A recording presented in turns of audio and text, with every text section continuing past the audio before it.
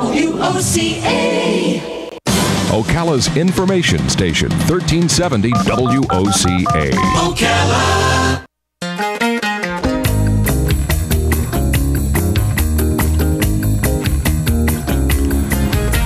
All right, 25 minutes before 11 o'clock. Thank you for tuning in this Thursday morning. Let me tell you how my day begins, if you don't already know. I may have said this before. I get up at 3 a.m., sometimes earlier, and right next to my bed is my dog. My dog sleeps in I guess it's an old sleeping bag or something that I put down there. So then I get up. The first thing I do, well, after using the restroom, first thing I do after that is I go into the kitchen and I take her bowl and I put it up on the counter, and she's right there watching me because she knows what I'm doing. I'm putting together her meal. Yes. I no longer simply open up a can of food and say, here you go. I've learned to prepare the food for the dog.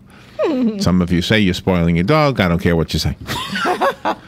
I guess what I'm trying to express is that I love my dog. I love dogs. I see dogs. We broadcast from the mall. I say that for the sake of our guest who's listening on the phone. Mm-hmm. And when people walk past to the window here, sometimes they'll have dogs. Sometimes they're service dogs. I think they're all service dogs, to be honest, although I don't know that for a fact. Supposed to be. It's supposed to be. Except the ones in strollers. Linda Gray Sexton has written a very warm book. It is called Bespotted. It is a story of her family's love affair with 38 Dalmatians. And I was looking at these beautiful photographs. I thought, we don't have enough Dalmatians. I don't see any Dalmatians walk past the window. No, I don't either. You don't ever see Dalmatians. No. Linda is the author of 2 novels and 2 memoirs. She's also the daughter of Van Sexton, who's the Pulitzer Prize-winning poet. I'm sure you know. Linda Gray Sexton. Good morning, Linda. Good morning there. Where are you? Where are you calling from? Northern California, and we're having a big storm. I know. Oh, my goodness. Are you okay? Yeah, we're fine, but I keep waiting for my phone lines to go down. Yeah. Well, I have friends. I hope does not happen in the middle of this. I have friends out there, and I keep thinking about them. Oh, so you're in San Francisco? Where are you? Yeah, just below San Francisco. Wow. Well, hope you're okay. See, we're all fine. We got the hatches battened down, and the dogs are inside on their beds, looking happy as clams. How many dogs do you have right now? Right now, we have 3 adult dogs. And they're all Dalmatians? And they're all Dalmatians. So if I took my dogs for a walk, you would see some Dalmatians. I know, but how come we don't see enough? How come we don't see more Dalmatians? I don't know. I think part of it is a reaction to the 101 Dalmatians movie that came out several years back, the re-release. And the puppy mills churned out a lot of Dalmatian puppies that then wound up in, rescues or kill shelters. And so the breeders kind of began to draw back and make sure they were really placing into good, solid homes where the dogs wouldn't end up in bad situations. So we've kind of reduced, I do breed them, and we've reduced the number of, how many breedings we do to make sure there aren't too many. Isn't the term kill shelter an oxymoron? Isn't that a crazy name? Yeah. A kill shelter. Mm-hmm. Yes. Yeah, you're right, it is. But that is what they're called, and that is what they do. So do you get up early and make breakfast for your dogs? I do. I love that story you were telling. Yep. The dogs get me up when the heat turns on, and off and running we are. They go out to potty, and by the time they're back in, I'm preparing their meal. So you know what I discovered recently? Fish oil for dogs. Have you tried that? I haven't, but I hear a lot of people really I know. do that. Think it's good for their coats and stuff. It smells like fish. Of course. When you write about your adventures and things in your book, I mean, dogs are really special to people. Some people say, well, they're just dogs, but other people that have dogs, they're members of the family. I think you're right. Anybody who has a dog would never say they're just dogs. That's only people who don't have dogs, because they don't really get how important a dog can be to you, how pivotal in your life. They get you through the hard times. Oh, yeah. Cheer you on during the good ones. Unconditional love. Dogs are like magic. You know, I'm looking at the picture of you with the 3 dogs at the back flap of the book. Yeah. I wish I was a Dalmatian. That's very kind of you. That looks like a comfortable place to be right there. Yes, So, indeed it was. so where does this all start for you? How did Dalmatians become part of your family's life? Well, we got our first one when I was 9, and then when I was 13, we had one who had a litter of pups. And we all watched the birth, and my mother, who was a pretty depressed person, unfortunately, was transfixed by this miraculous moment, went right upstairs to her typewriter and began a poem called Live, which was the centerpiece of Live or Die that she won the Pulitzer for in 1967. And I think at that point, you know, it became clear to the family that dogs really could turn things around for you. And so I became totally in love with our dogs, who happened to be Dalmatians. And I say Bespotted is a book where Dalmatians are the featured dog, but it is really a book for dog lovers, just the way Marley and Me, which you probably know and was very widely read and made into a movie. Oh, yeah. Marley and Me was a book about a golden retriever, and the book was not just for golden retriever lovers, it was for dog lovers. So Bespotted is really for dog lovers because we see through the course of the book the way in which dogs make such a big impact on our lives. And you showcase the poem in the book. Yes, I do. I showcase that poem. Do you know, there was a word I learned in your book. I quite often have to use a dictionary or something, or a computer, but you actually defined the word. The word was nudicles.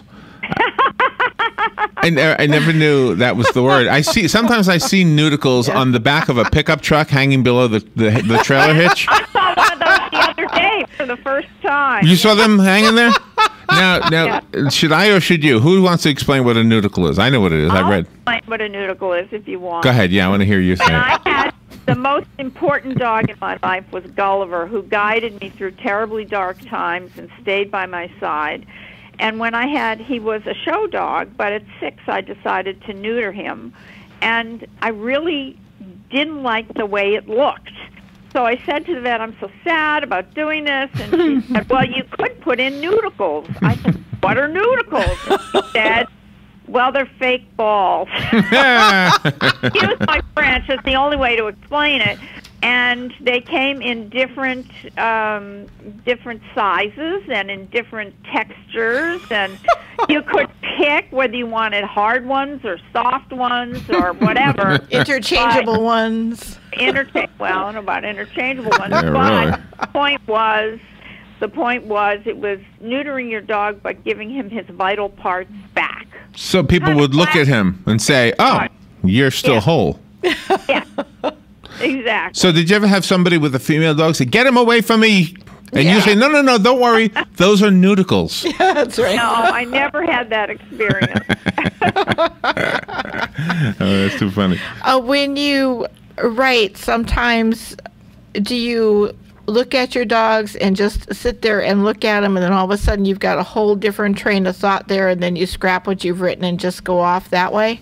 Yes, sometimes I do, especially with Bespotted, which was so clearly about the dogs. Mm-hmm. I would find myself, with one of the litters I bred, I was just sitting out in the puppy pen, and the dogs were climbing all over, the puppies were climbing all over me and romping around and doing their various things. And I happened to have a pad of paper with me because I tend to travel with pads of paper. You never know when inspiration is going to strike. And I just sat down and watching them, wrote a whole chapter for Bespotted based on that particular moment with that particular litter of those particular puppies with their particular characteristics. The book is called Bespotted. It is a warm book. I don't think I've ever described the book as a warm book before. You certainly had your trials and tribulations in your life, and if you don't mind, if you could touch on some of them when we come back from the break. Is that all right, Linda? Sure, absolutely. Okay. No problem. Linda Gray Sexton is on the phone. She has a number of books. The one we're talking about is called Bespotted, My Family's Love Affair with 38 Dalmatians. We'll be back with Linda after this. This is The Source. WOCA. We'll be right back. Hey, Matt, I know Sunrise Automotive does auto stuff, but I need some tires for my truck. Can you recommend someone? Yes, I can. We do that. No, I mean I need them installed and balanced and all that. Yep, we do that. Well, my son needed his windows tinted. Yep, we do that. I need my seat replaced. Yep, we do that too. I need a new roof line, and a new spoiler, and a new trunk. We can even do that too. Okay, I get it. I suppose you can also do a radio show too, huh? Well, as a matter of fact, join me every Monday at 10 for auto repair with personal care here on The Source. Of course you do. Good credits, bad credits. It's none of our business because we're not an auto dealer. We're not a bank. We're not your mother. We're OcalaForSale.com. Marion County's marketplace for cars, trucks, and SUVs. We've got thousands of sellers standing by to take your call. No middleman. But hurry, don't walk, don't run. Just sit down and log on to OcalaForSale.com. Prices and inventory change daily. Offer does not include dealer upcharge. Undercutting, rust-proofing, factory surcharge, or delivery fee. See website for details. Do you have areas that have started sagging or drooping? Is what you're looking at not quite the same as it was years ago? Are there enhancements you've been putting off? Is there serious damage you need fixed? Then call on us, Damage Control Services, when your roof is sagging and the drywall is drooping after a storm, or your home just needs some enhancements. From damage repairs to new construction, Damage Control Services is here to help. Hi, I'm Leah Caruso with Strive Rehabilitation, inviting you to join me Thursday at 11 a.m. for Health Matters. Ocala Health and Strive have teamed up to bring you the latest information on good health services available to you right here at home. This vital information will help you make informed decisions about your health. So don't forget to join me here at 11 a.m. Thursday. It's news you can use from Ocala Health, Strive, and your friends here at WOCA. All right, 13 minutes before 11 o'clock. Thank you for tuning in. Linda Gray Sexton is on the phone out in Northern California where it's storming. Her book that we're focusing on today is called Bespotted, My Family's Love Affair with 38 Dalmatians. And I want to mention again that her mom was Pulitzer Prize-winning poet Anne Sexton. Linda, you obviously have inherited your mom's gift for words. That's a great compliment. Yes, I hope so. Yeah, obviously. By the way, before we get into the serious thing, how did you get out in California? You started on the East Coast, right? Yeah, I grew up in Boston, then got married and moved to New York, Manhattan with my husband. And from there, he changed jobs and we moved to California. So here I am. Where were you in 1974 when my mom died? Yeah. I was still in the Boston area. I was in my last year at Harvard. Oh my goodness! Are you okay? Am I stepping over the line if I ask you to tell that story? No, not at all. Okay. She'd been depressed for a long time, and she committed suicide on October 4th of 1974. I got a call from a close friend and went back home to the suburb outside Boston where she was living at that time and began to take care of, cleaning up the funeral details, all that stuff. And then I was her literary executor, so for the next many, many years, continuing to this day, I take care of what remains of her work, the permissions for various reprints, all the business that continues with, the work of a well-known poet.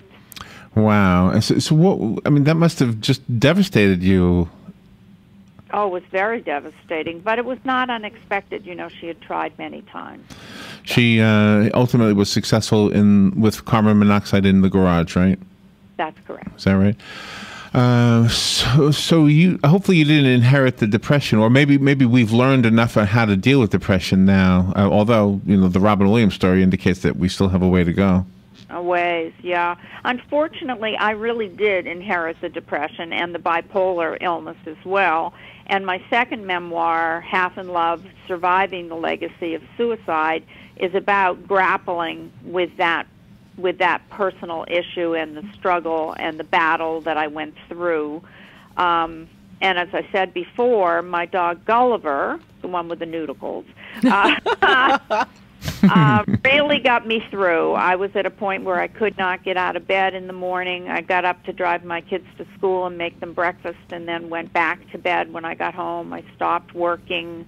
I was really incapacitated, and Gulliver lay beside me on the bed, kissed away all the tears, told me in his way that it was okay to feel sad and that I would eventually get well. Oh, that's wonderful. He gave me the faith to go through each day and to wait it out, basically, which is what I did, with help from a great doctor, a lot of really good medications, and therapy, family support, all the things that we need to cope with depression. But the love of a great dog really, really helps. I love that. As the British would say, the dog was spot on. Get it? Spot on. Spot on. Very cute. So let me ask you this. I don't know if this is a weird question or not.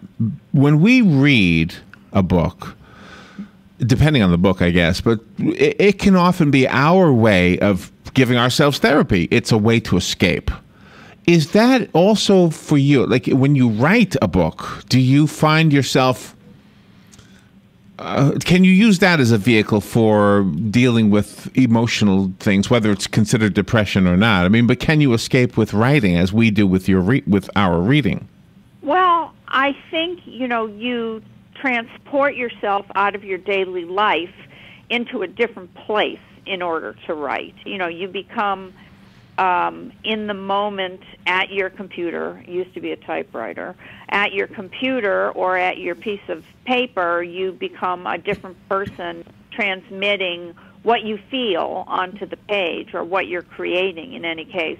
I think that, reading books is, you have the possibility of identifying with whatever you're reading about, and so it can bring you comfort, as well as, more enjoyable kinds of read, more commercial maybe, where we do just plain old escape. But there are those books that take us back into ourselves. And, I like to think that's the kind of book that I write, the kind that takes you back into yourself. And you really have had different paths in life. I mean, you've even been through the show dog circuit. Yeah. When you have the dogs that are show dogs and dogs that are not, can you tell their different personalities that way too? I mean, does the dog know that somehow they're different? Well, a show dog loves to, a good show dog loves to show. So they have particular characteristics that lend them to be, hot in the ring, basically. A certain sort of self-confidence, self-assuredness, and I'm hot attitude. So you just get that in a show dog. Sounds like a show girl. Yeah. Well, it could be either. Dog is an all-encompassing term. Oh, no. Right. But I think, at home with your dogs, they all have different personalities, but it doesn't have anything to do with whether or not they're show dogs or, companion dogs. I have a dog that is in the ring for obedience, which is a performance sport. And, he has a different personality. He's very in charge of the house. He was very trainable. He listens to me, but he's the top of the dog pack.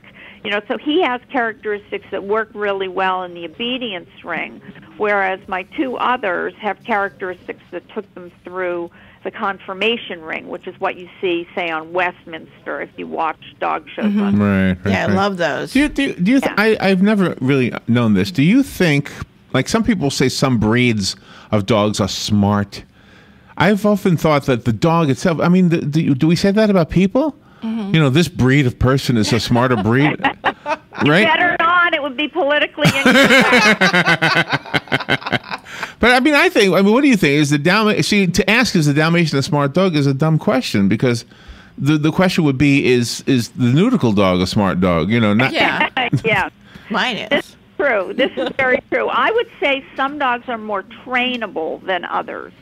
The working breeds, like let's take, for example, the Border Collie, which was designed to herd sheep. Well, they take instruction really well. They're very trainable and quick. That's what Robin has. Really? Yeah. Right? Yeah, Cosmo's fun. There you are. And her dog. Did I pick a good example, didn't I? Yes. Linda, let me tell you something about Robin and her husband's dog. It was a reject from the show circuit. Yes. Because it had too much white on his head. Yep. Yeah, well, there you go. Yeah. It conforms to the breed standard, yeah. But he's a lovely, but beautiful of course, dog. that has nothing to do with the dog or how smart the dog Right. is. No, or he's how very lovable smart. The dog is. That just has to do with, what Border Collies are bred for, the certain, aspects that make them Border Collies, which range from cosmetics like too much white on his head to, too big or too small or not the right body type or, a whole lot of other things that all springs from what the job was that the dog was originally designed to do. How was the Dalmatian associated with the fire department? How did that happen? Good question. That happened because Dalmatians were originally coach dogs and ran behind the carriages in England and then protected and guarded passengers and luggage when they got to the inn. They ran behind the horses. So their body type, this is an example, their body type has to be one of a dog who can run for miles and miles and miles and be, not be exhausted and ready to drop dead. They then were transferred over to horse-drawn fire carriages before we had motorized fire engines. And once we had, fire engines, and then they kind of became the mascot at the fire station. What's the name of the dog on the cover of the book? The name of the dog on the cover of the book is Mac, and he was named, we had a litter that was a Beatles litter because there were 4 of them, so we named them after the Fab Four, and he was originally Paul. But, we had John, Ringo, Paul, and George. But I didn't really want to call him Paul once he stayed with us, so I changed it over to Mac for McCartney.